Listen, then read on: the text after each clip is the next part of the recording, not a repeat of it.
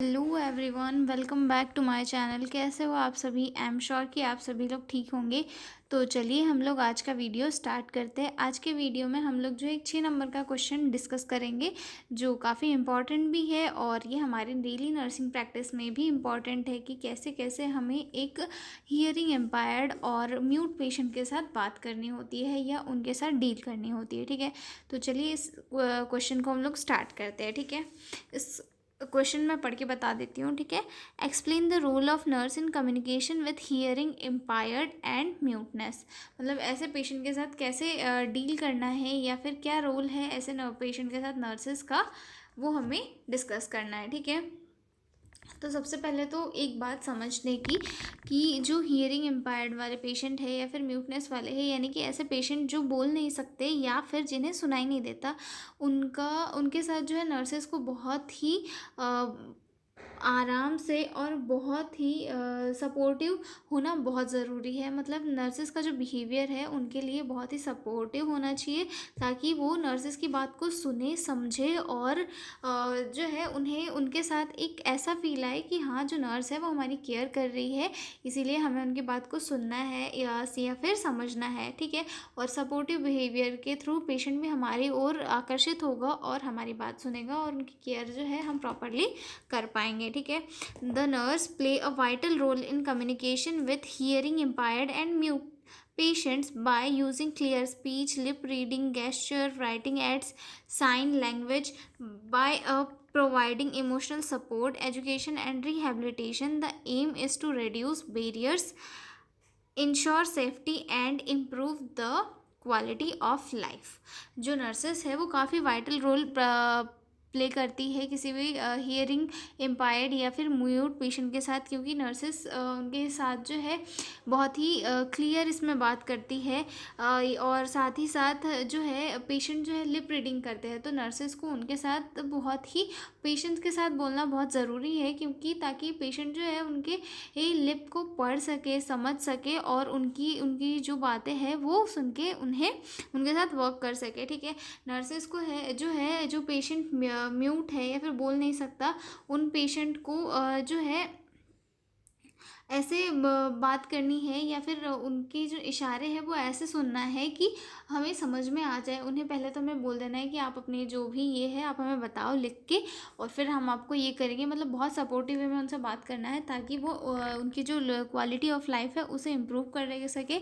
साथ ही साथ उन्हें इमोशनल सपोर्ट देकर उनकी लैंग्वेज प्रॉब्लम्स के साथ डील कर सके। ठीक है, तो सबसे फर्स्ट में हम लोग देखेंगे विथ हियरिंग इम्पायर्ड पेशेंट, मतलब असेसमेंट या फिर dealing with hearing impaired patient, यानी कि ऐसे पहले हम ये देखेंगे कि नर्सेस को जो है ऐसे पेशेंट के साथ कैसे डील करना है जिनकी हियरिंग इम्पायर्ड है या फिर जिन्हें सुनाई नहीं देता है। ठीक है, देन उसमें सबसे फर्स्ट आता है असेस हियरिंग एबिलिटी। पेशेंट की जो हियरिंग एबिलिटी है उसे सबसे पहले हमें असेस करना है। ठीक है, पहले ये देखना है कि पेशेंट कितना सुन पाता है, माइल्ड, मॉडरेट या फिर सीवियर हियरिंग लॉस है उसकी, क्या पेशेंट हियरिंग एड यूज़ करता है या नहीं।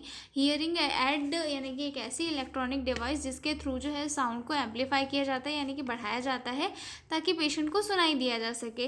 तो सबसे पहले हमें ये चेक करना होता है कि जो पेशेंट है उसकी हियरिंग कितने % लॉस है, कि उसे थोड़ा बहुत सुनाई देता है अगर ऊँची साउंड में बोलो तो, या फिर उसने हियरिंग एड पहना हुआ है, या फिर बिल्कुल ही पूरा ही जो है वहाँ पर उन्हें बिल्कुल भी सुनाई नहीं दे रहा है। तो ये चीज़ें हमें पहले चेक करनी होती है उनकी एबिलिटी। ठीक है, उसके बाद get attention first, call patient by name और टच जेंटली बिफोर स्पीकिंग। और पेशेंट को जो है अटेंशन हमें गेन करनी है, मतलब पेशेंट को जो है हमें पहले ये करना है कि हम उनसे बात कर रहे हैं तो हमें वो अटेंशन दे, जैसे कि या फिर उनके सामने खड़े होकर उनका नाम लेना, ताकि वो हमारे लिप को रीड करके सुन सके और समझ सके कि हाँ, हम ये बोल रहे हैं। ठीक है, या फिर उन्हें जेंटली टच करके उनके साथ बोलना है, मतलब पहले ही बोलना स्टार्ट नहीं कर देना है, उन्हें बहुत ही सपोर्टिव वे में बहुत ही हल्के से टच करना है। फिर उन्हें ये बताना है कि हम आपसे बात करना चाहते हैं, हमें आपकी कोई केयर करनी है, तो उन्हें पहले इन्फॉर्म करना है, उसके बाद जो है अपना जो भी प्रोग्राम है उसे शुरू करना होता है। ठीक है, देन थर्ड आता है उसमें फेस टू फेस कम्युनिकेशन। उसके बाद जो नर्सेस और पेशेंट है उन दोनों के बीच में फेस टू फेस कम्युनिकेशन होता है। Speech direct, maintain eye contact, all lip reading, मतलब पेशेंट के साथ हमें जो है डायरेक्ट आई कांटेक्ट मेंटेन करना है, साथ ताकि पेशेंट जो है लिप रीडिंग कर सके और समझ सके कि जो सामने वाला है वो क्या बोल रहा है, ठीक है। या फिर अगर पेशेंट जो है लिखा पढ़ा है, समझ सकता है कि हम क्या बोल रहे हैं, तो उसे हमें जो है लिख कर जो है मैसेज देना है, ताकि हम पेशेंट हमारे रिटर्न मैसेज को समझ सके, ठीक है। अगला पॉइंट आता है हमारा speak with clarity and slowly. फिर उसके बाद हमें जो है क्लैरिटी और स्लो वे में उनसे बात करनी है, ठीक है। Use simple words, do not shout, मतलब बहुत ही सिंपल वर्ड्स के साथ बिना चिल्लाए पेशेंट से बात करनी है, ताकि पेशेंट हमारे लिप्स को पढ़ कर या उन्हें समझ पाए, ठीक है। Use visual written notes, chart, gesture note और पिक्चर फॉर एक्सप्लेनेशन। और अगर हमें पेशेंट के साथ कोई चीज़ें एक्सप्लेन करनी है, मतलब पेशेंट को कोई प्रोसीजर सिखानी है, तो उसके लिए हम चार्ट्स या फिर हमारी बॉडी लैंग्वेज या फिर कोई नोट या फिर पिक्चर यूज़ कर सकते हैं, ताकि हम उन्हें प्रॉपर तरीके से एक्सप्लेन कर सकें, ठीक है। अगला पॉइंट आता है वहीं पे क्वाइट इन्वायरमेंट। पेशेंट को हमें एक क्वाइट इन्वायरमेंट प्रोवाइड करनी है, ताकि अगर पेशेंट को थोड़ा बहुत कुछ सुनाई दे रहा है तो उससे वो सुन के आगे अपना रिप्लाई दे सके, ठीक है। यूज़ विजुअल और written aids, charts, gesture notes और picture for explanation. Then provide quiet environment, reduce background noise during conversation, ठीक है। Encourage use of hearing devices, और पेशेंट को हमें इनकरेज करना है कि वो हियरिंग डिवाइसेस का यूज़ करे, ताकि वो सुन पाए, जैसे कि हियरिंग एड्स वगैरह होते हैं, ठीक है। और पेशेंट को ये भी टीच करना है, ये भी समझाना है कि जो हियरिंग एड्स है या फिर हियरिंग डिवाइसेस है, उनकी केयर कैसे करनी है, ताकि वो लॉन्ग टर्म तक चले और मतलब उन्हें जो है ज़्यादा अपना इकोनॉमिक ये करने की ज़रूरत ना पड़े, ठीक है।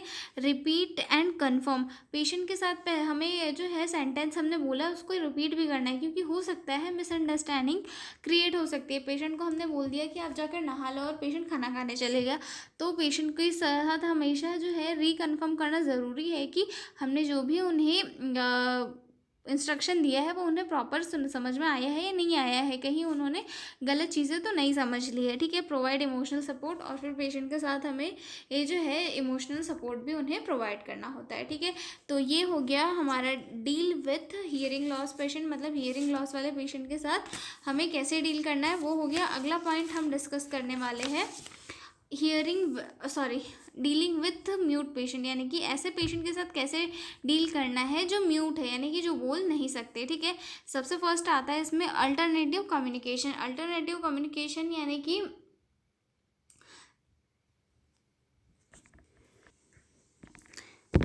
Provide writing boards, proper sign language और पिक्चर्स, मतलब पर्सन के साथ हमें बात करने के लिए बोर्ड, पेपर या फिर साइन लैंग्वेज या फिर पिक्चर कार्ड्स का यूज़ करना चाहिए, ताकि हमें वो अपने जो भी इंफॉर्मेशन है या फिर जो भी उन्हें इंस्ट्रक्शन देने हैं पेशेंट को, तो वो हमें दे सके, ठीक है। उसके पहले जो है हमें इसमें भी असेसमेंट करना है कि पेशेंट पार्शियली म्यूट है या फिर फुल म्यूट है, मतलब पेशेंट कुछ भी नहीं बोल सकता है, कुछ कुछ वर्ड बोल सकता है, ये चेक करना है। उसके अकॉर्डिंग हमें पेशेंट को केयर प्रोवाइड करनी है, ठीक है। तो उसके बाद जो सेकंड पॉइंट आएगा वो आएगा अल्टरनेटिव कम्युनिकेशन। थर्ड पॉइंट आएगा encourage non verbal expression. Patient को हमें इनकरेज करना है कि आप हमें बॉडी लैंग्वेज के थ्रू या फिर फेशियल एक्सप्रेशन के थ्रू या फिर पॉइंटिंग के थ्रू बता सकते हो कि अगर आपको हमें कुछ कहना है तो, ठीक है। उसके बाद गिव इनफ टाइम, पेशेंट को हमें जो है जो म्यूट पेशेंट है उसे इनफ टाइम देना है कि वो अपना जो टॉपिक है या अपना पॉइंट है हमारे सामने अच्छे से रख सके, ताकि वो अपनी बात कंप्लीट कर सके। ऐसा नहीं है कि हम पेशेंट को बोलते रहे कि जल्दी जल्दी तुम्हारी बात बोलो, जल्दी जल्दी ऐसा करो वैसा करो, ये सारी चीज़ें हमें पेशेंट के साथ नहीं करनी है। उसे प्रॉपर टाइम देना है कि वो अपनी सारी बातें हमें एक्सप्लेन कर सके और समझा सके, ठीक है। उसके बाद patient maintain respect, maintain eye contact and show interest, मतलब पेशेंट को हमें अपनी तरफ से जो है इंटरेस्ट शो करना है कि हम आपकी बात सुनने में उत्सुक है, या फिर हमें आपकी बात सुनने की जिज्ञासा है, तो आप हमें अपनी बात बताएं और हम आपकी बात को सुनेंगे और हम आपकी जो भी फीलिंग्स हैं उन्हें समझेंगे और आपकी जो भी नीड्स हैं उन्हें फुलफ़िल करेंगे, ठीक है। तो ये सारी चीज़ें जो है एक नर्स को पेशेंट के साथ मेंटेन रखनी होती है, क्योंकि नर्स ही एक ऐसा इंसान होता है जो पेशेंट के पास रहता है, पेशेंट उसके ऊपर भरोसा करता है, नर्स ही उन्हें केयर प्रोवाइड भी करती है, नर्सेस उसको सारा सब कुछ करती है। जो डॉक्टर होते हैं वो सिर्फ राउंड के टाइम तक पेशेंट के पास आते हैं, उसके बाद डॉक्टर चले जाते हैं, उसके बाद उनके पास कौन बचती है पेशेंट के पास? नर्सेस बचती है, जो उन्हें प्रॉपर केयर प्रोवाइड करती है, ठीक है। उसके बाद अगला पॉइंट आता है educate life, teach family to use some communication techniques.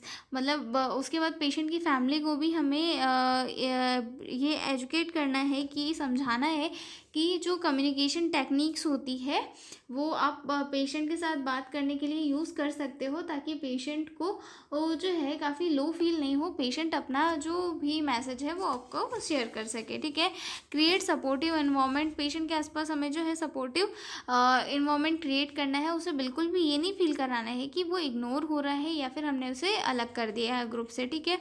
उसके बाद refer specialist, guide to speech therapy, audiology और रिहैबिलिटेशन सर्विसेज। और पेशेंट को अगर ऐसे चांसेस है कि पेशेंट जो है ठीक हो सकता है, पेशेंट की जो स्पीच है वो वापस से रिकवर हो सकती है या फिर आ सकती है, तो उसे जो है रेफ़र करना है स्पेशलिस्ट को, जैसे कि ऑडियोलॉजी में या फिर स्पीच थेरेपी में स्पीच थेरेपिस्ट के पास रेफ़र करना है, ताकि वो अपनी स्पीच को वापस लाकर अच्छे से बोल सके, ठीक है।